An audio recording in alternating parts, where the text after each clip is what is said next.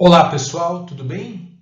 Eu sou o professor Tiago e na aula de hoje a gente continua falando sobre prosa romântica brasileira, especificamente falaremos sobre a prosa regionalista ou sobre o romance regionalista ou sertanista.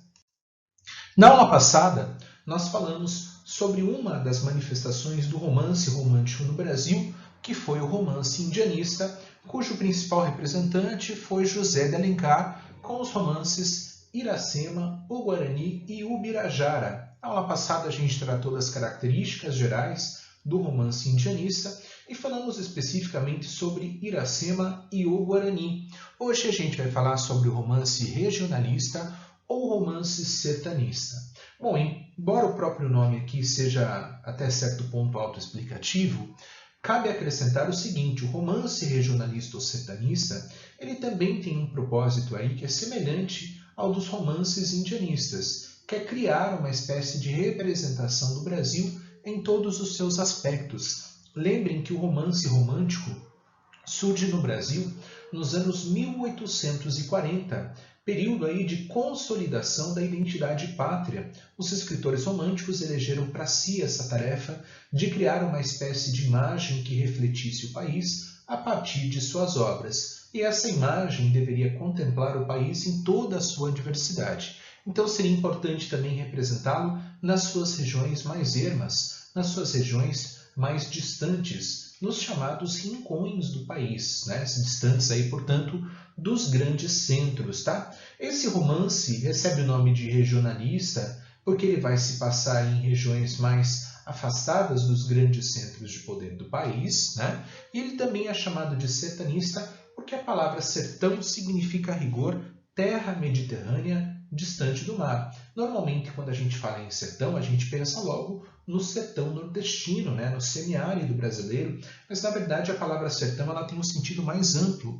Por isso o romance sertanista significa esse romance aí interiorano cuja ação se desloca dos grandes centros, ok? A tentativa aqui seria reproduzir um Brasil profundo e um Brasil em toda a sua diversidade, né? A diversidade cultural, a diversidade linguística, a diversidade da fauna, da flora. Por isso, esse romance, embora seja carregado de idealizações, ele também tem um aspecto documental. Ele também tem essa função de registrar os vários aspectos que compõem a vida nacional. E uma informação importante: o regionalismo é uma tradição que vai se prolongar e vai criar aí, gente, uma rica história de romances brasileiros, passando aí no século XX por Jorge Amado, Graciliano Ramos, Raquel de Queiroz, beleza? José Lins do Rego. Grandes autores brasileiros deram continuidade a essa tradição regionalista na nossa literatura, que tem um momento importante aqui no século XIX, tá? Então vamos lá, gente. Características do romance regionalista.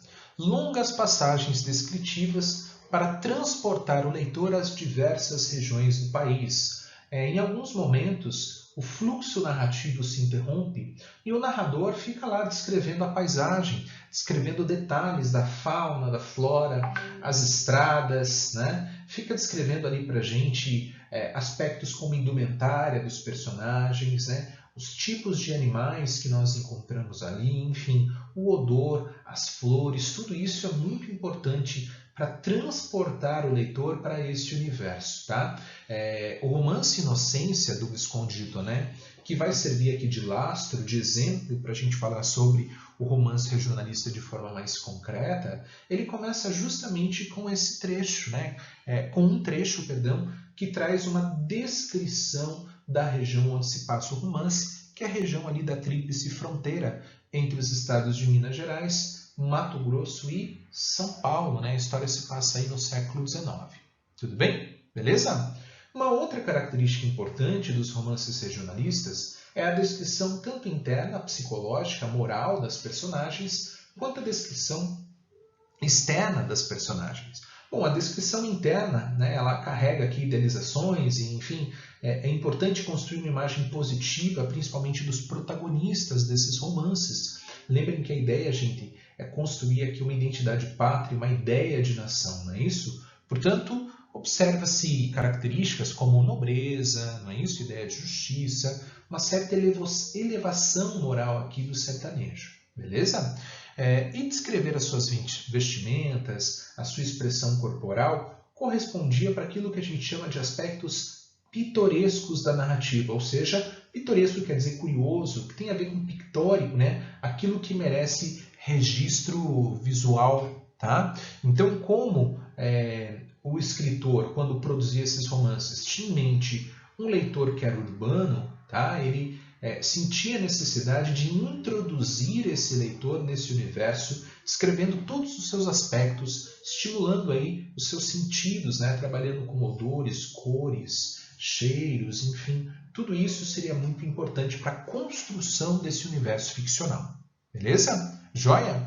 E aí, outra característica muito importante do interiorano, sertanejo gaúcho, o tropeiro se transforma em símbolo do homem brasileiro. Por quê, gente? O homem brasileiro das grandes cidades, né, a sua maioria localizada aí na faixa litorânea do país, seria bastante influenciado por hábitos europeus, tá? Esse homem interiorano carregaria em si uma espécie de Brasil mais autêntico, Brasil mais profundo, tá? E eles também, assim como os índios nos romances indianistas, surgem aqui como heróis literários, mas também como heróis pátrios, o que é muito importante, tá? Só uma característica aqui, uma questão a ser acrescentada, muitos dos escritores do romance regionalista no Brasil não conheciam o país todo, tá? Até porque, gente, no século XIX, o país não era tão facilmente interligado como é hoje, não é isso? E muitos desses romances projetavam características do interior, tanto no seu aspecto físico, geográfico, quanto no seu aspecto humano. E aí surge a figura do que a gente chama de escritor de gabinete, ou seja, alguém que escreve sobre uma região sem jamais ter estado lá. Mais do que uma fragilidade desses romances, mostra-se aqui, gente, uma tentativa nobre de representação do país na sua totalidade, tá? Um exemplo que foge a essa característica do escritor de gabinete, enfim, é o Visconde de Toné, o Alfredo de Scragnoli, né? Ele era engenheiro militar e ele lutou na Guerra do Paraguai e ele conhecia bastante essa região ali fronteiriça, principalmente ali a região Mato Grosso, não tinha ainda Mato Grosso do Sul na época, tá? Aliás, as fronteiras eram um pouquinho distintas do que elas são hoje, tá? Então ele conhecia bem essa região porque ele foi engenheiro militar na Guerra do Paraguai e, portanto, ele pode fazer uma descrição bastante fidedigna dos aspectos geográficos, da fauna, da flora, topografia, enfim, e também dos aspectos humanos aí dessa vida sertaneja interiorana. Tá bom? A gente vai falar a partir das questões do romance Inocência, do Visconde de Toné, que foi o grande clássico da nossa literatura sertanista. Há outros, né, como o Sertanejo, do José de Alencar, o Seminarista, né, do Bernardo Guimarães, enfim, o Cabeleira, do Franklin Távora, enfim, a gente tem outros bons exemplos de romances regionalistas. Mas Inocência talvez seja o mais conhecido e é ele que serve de lastro aqui para a nossa reflexão sobre o gênero. Vamos lá? Eu vou falar do romance Inocência a partir de algumas questões, tá? E a gente vai levantando os pontos importantes do romance. Bom, de forma geral, gente, o romance descreve o amor, né, a relação amorosa entre Cirino e Inocência. Cirino é um falso médico que viaja aí pelo interior do país oferecendo seus serviços, não é isso? E ele acaba conhecendo no interior aí do estado de Mato Grosso, ele acaba conhecendo o Pereira, que é o pai de Inocência, tá? Pereira convida o Cirino se apresenta como médico, né? Pereira convida aí o Cirino para ficar no seu sítio e tratar da sua filha Inocência, que tem uma leita.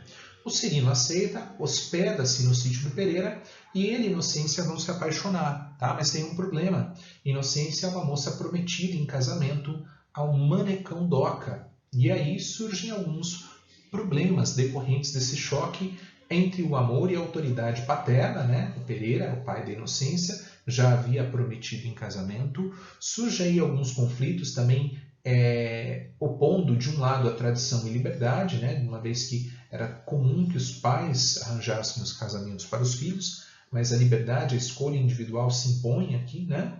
E, enfim, o romance se articula em torno dessa relação, que é uma relação proibida, tá? O desfecho, gente, é trágico, tá? Eu vou dar esse super spoiler aqui, já vou contar o final do livro.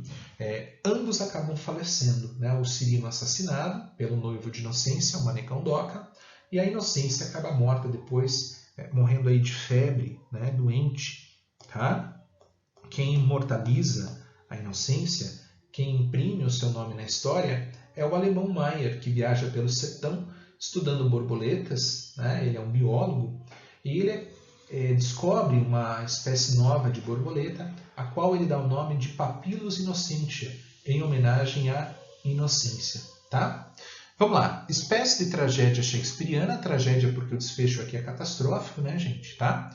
O romance tem um desfecho trágico que emana de uma estrutura reacionária, consequência de um conservadorismo patriarcalista que não admite as aspirações individuais, ou seja, a vontade de inocência não conta, né, nessa relação aqui contratual que é o casamento. O que conta é a vontade do pai. Os homens arranjam os casamentos e as mulheres sofrem as consequências de suas escolhas, tá?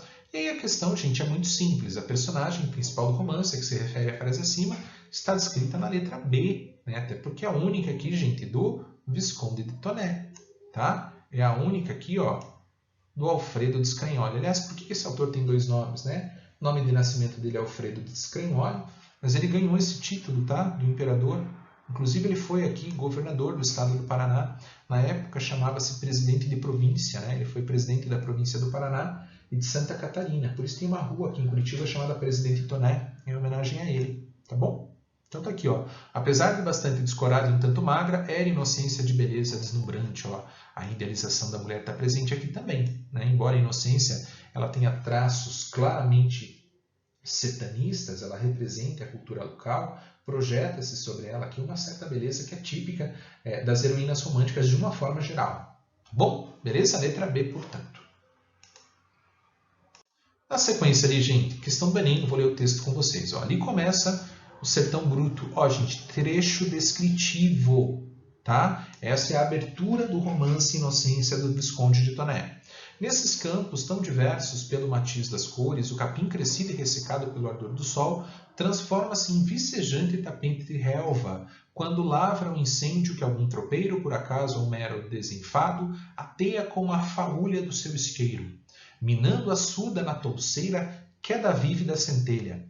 Corra daí a instantes qualquer aragem, por débil que seja, e levanta essa língua de fogo esguia e trêmula, como que a contemplar medrosa e vacilante os espaços imensos que se alongam diante dela.